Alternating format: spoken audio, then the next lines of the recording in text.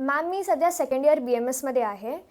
तर माझ्या ग्रॅज्युएशननंतर मला एक छोटासा साईड असेल किंवा स्टार्टअप सुरू करायचा आहे. तर त्याच्यासाठी जी लागणारी इन्व्हेस्टमेंट आहे ते मला स्वतःच्या हिमतीवर निर्माण करायची आहे. तर त्याच्यासाठी मी आतापासून कशी सुरुवात करू?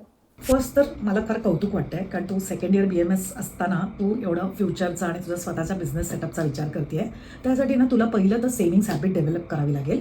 म्हणजे जे काही तुला पॉकेट मनी मिळत आहेत किंवा इंटर्नशिपचे पैसे मिळत आहेत किंवा कोणीतरी तुला गिफ्ट देत आहे, तर ते पैसे आधी बाजूला सुरुवात केली पाहिजे ठेवायला. आणि मग हे तू डेट फंड्समध्ये किंवा तुझ्या FDजमध्ये हे पार्क करून ठेवू शकते. सेकंडली तुला इन्व्हेस्टमेंट सुरू केली पाहिजे, म्हणजे एक रिकरिंग इन्व्हेस्टमेंट लाईक SIP, जिथे समजा फॉर एक्झाम्पल जर का तू 5,000 इन्व्हेस्ट करते मंथली आणि हे नेक्स्ट 5 इयर्स तू करत राहिली, 12% जरी तुला रिटर्न्स मिळाले तरी तुझे 4 lakhsपर्यंत त्याच्यातनं जमा होऊ शकतात.